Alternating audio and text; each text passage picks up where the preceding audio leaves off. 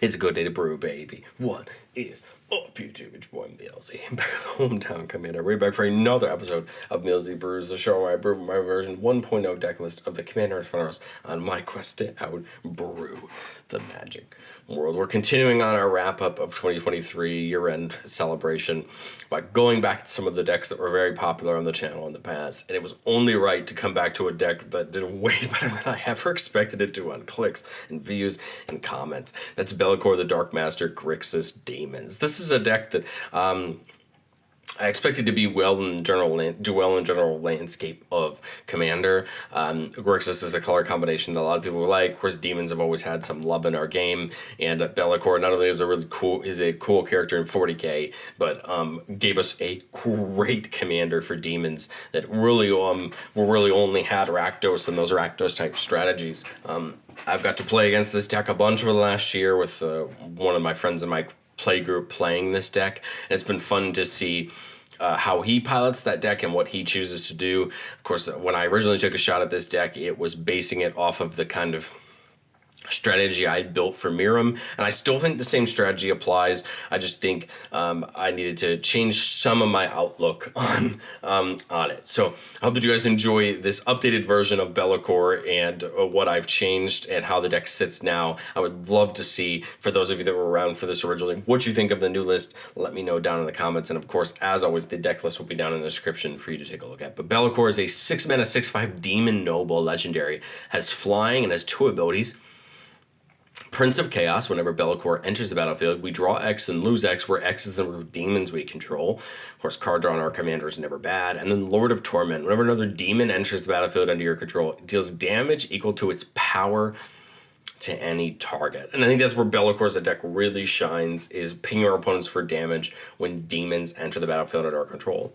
This is kind of a Warstorm Surge type ability, so of course it's a card we're playing and we're going to try to take advantage of, but we have another copy of it in our command zone more readily accessible, and that's pretty great.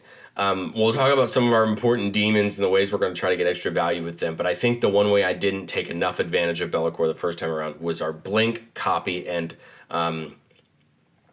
blink effects, are like flicker effects and copy effects, I think, are the things I didn't take as much of advantage of the first time around. We're going to see some of that in the extra value section as well, but I think those were the types of strategies I maybe didn't think enough about the first time around. And so we're going to try to really lean into that this time around to try to get extra value. We're also going to see we have some new demons that just do really cool things that add to that as well. But okay. The first part of the deck, we're going to talk about how do we get extra value from our demons coming in. We're not just trying to activate Be'lakor's ability. How do we get extra value for them? And a lot of them exist here in our enchantment slot. First up is Sneak Attack, a card that got well cornerstoned in the original deck, but again, when it comes down, we pay a red mana to put a creature from our hand onto the battlefield. It gets haste, and we sack it beginning of the next end step.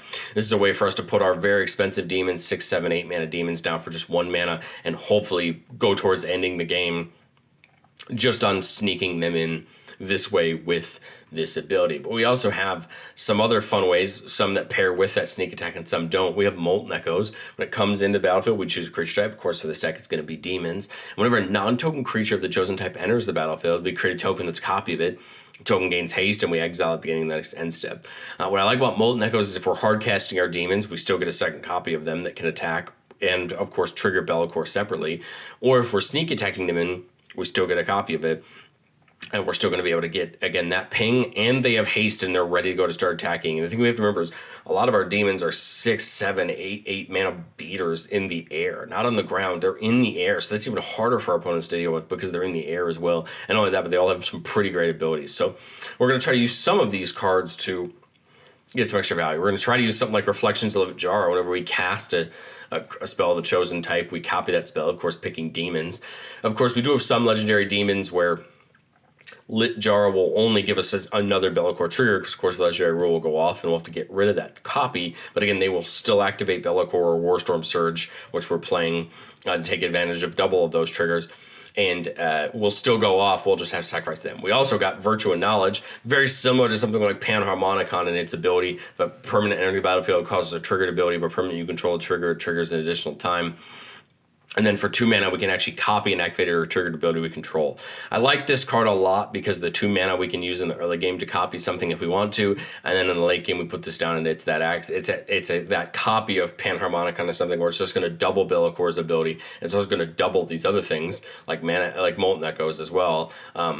To do that. The only thing that I like about Virtual Knowledge versus Panharmonicon is it does say if a permanent entering the battlefield your control causes a triggered ability, not a creature artifact like it says on Panharmonicon. So depending on the scenario we're in or what we're building the deck, sometimes Virtual Knowledge can actually double where something like Panharmonicon wouldn't. I can't remember if we were playing it last time, but we are playing something like Kindred Discovery to get some draw as well.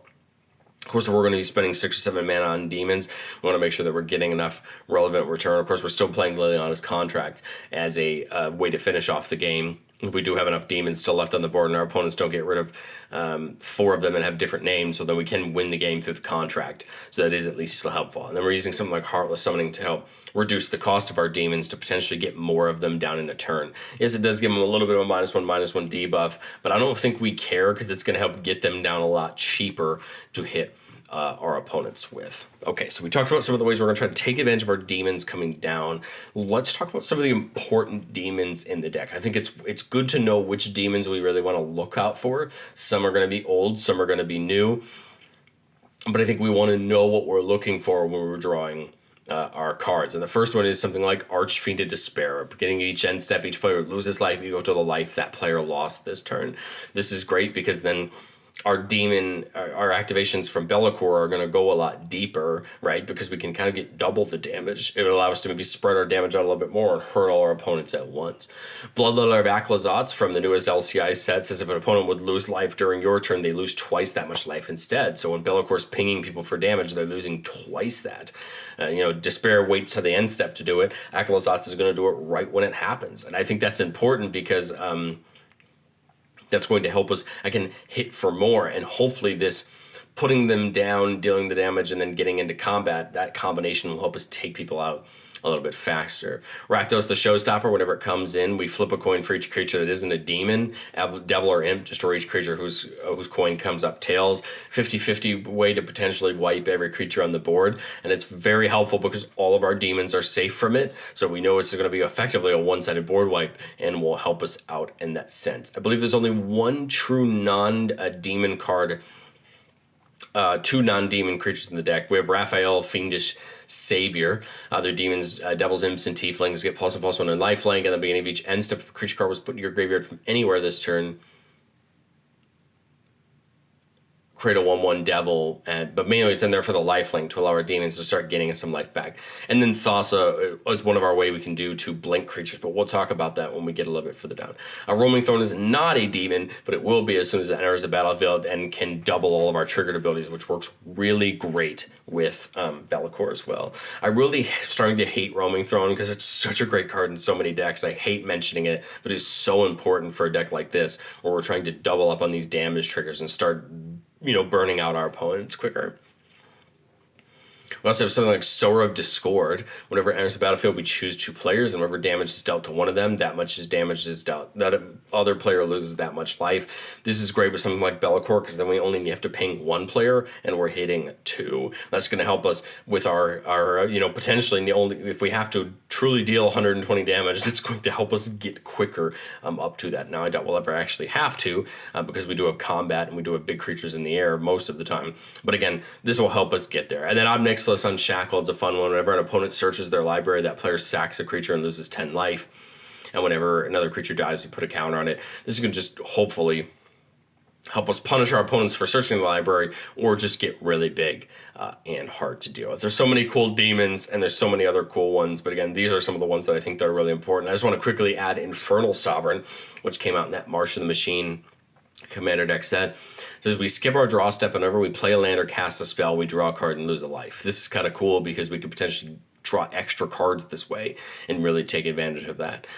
Some of these demons are legendaries, some of them aren't, so for the purposes of Molten Echoes, it could create some problems. But again, like I said, we don't care because we're going to get the triggers from Be'lakor whether they're legendary or not, and that's what really matters. Okay, well, let's get into this blank and copy kind of strategies we're looking into. The first is a card from the Doctor Who set, Auton Soldier. It says you may have Auton Soldier enter the battlefield as a copy of any other creature on the battlefield. except it isn't legendary as an artifact and as other types and has Myriad. That's a lot of text, so let's go through that. First, it isn't legendary, so that could be a fun way to target one of our demons that's legendary that has a really cool effect, or even Be'lakor itself if we really wanted to. Isn't and then it has Myriad, meaning whenever it attacks, we get copies of it attacking somebody else. I think Be'lakor is a dangerous target for our Autonomous Soldier because we're going to end up losing life and probably drawing too many cards. But I think any other demon's a great target for Autonomous Soldier. I think the perfect ones are all these demons we talked about before, the ones that deal damage or double damage or things like that, because then those effects are going to be more and more prevalent. But again, we exile them at the end of combat, but we get extra copies of them, more Be'lakor triggers, and hit harder into our opponents.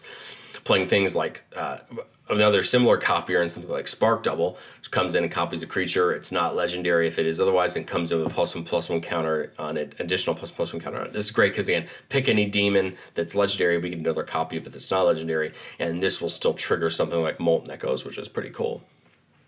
When it comes in, because it's not on cast, it's when it comes in. Thassa, beginning of our end step, we get exile up to one target creature we control and bring it back in under our control. This is great because we can pick our big demon and blink it, have it come back in and deal damage to somebody again, which is pretty cool. It is at the beginning of our end step, so we can put it on, it'll allow things like Archfiend of Despair to see more damage actually having been done to somebody and double more of that damage. Because the way we can stack those triggers, it should work out that way. And then we're playing something like Ghostly Flicker just to do a little bit of exiling creatures and bringing them back in order to deal some damage. I did also add in Irenicus' Vow Duplication to make a copy of a creature, except that creature has flying and isn't legendary. If the creature is copying, it's legendary. It also adds flying as well, which is pretty cool. So again, just a way to copy a creature, get another one, get another Be'lakor trigger, but also get some more important demons onto the field. I just wanted to quickly mention one or two demons I didn't before that are pretty cool. The first is Runescarred Demon. When it comes in, we search our library for a card, put it into our hand, then shuffle. So this is a great target for one of those copiers. As well as Burning Rune Demon. When it comes in, we search our library for exactly two cards not named Burning Rune Demon and have different names. Reveal them, and opponent chooses one into our hand, one into our graveyard. Just another way for some search to allow us to get things into our hand to use when we want to use them. The other creature I want to shout out is the Lord of the Rings set gave us a couple Balrog creatures, and a couple of them are pretty cool, but I decided to go with the Balrog Durin's Bane to add to the deck. It costs one less to cast for each permanent, sacrifice this turn, haste, can't be blocked except by legendary creatures, and when it dies, destroy target artifact or creature an opponent controls. It's just a fun demon that's pretty great. It's on the ground, which we don't particularly mind because it's going to hit hard. It can only be blocked by legendary creatures, and then if it dies, we get an added benefit. So I just want to talk about some other kind of fun demons I didn't mention in the key ones that we still care that got added to the deck, over the last few months. But as I've said before and said again, as we build decks, we're going to look at cards to consider or add as we test. And being someone who's never really played this deck, there's probably going to be cards that I'm missing. But there's a couple cards I thought looked really good that I couldn't find the slots for, but I feel like probably makes sense. And the first is Conjurer's Closet. Again, another copy of that Thassa effect that bounces a creature at the end of turn. It feels like it should be in there. I just wanted to make a room for a few more mana rocks and things like that, a few more draw spells to give us that better consistency as we got to get up to 6 for Be'lakor and keep going for our demons. But I can see why a card like this would be really good in getting us that guaranteed blink every turn to hurt our opponents. A card that I absolutely love for the memes and feels like so much fun with Be'lakor is Mirror March. Whenever a non-token creature comes in, we flip a coin until we lose a flip. For each flip you win, we create a token copy that's a token copy of that creature. It gains haste, and we exile the beginning of the next end step.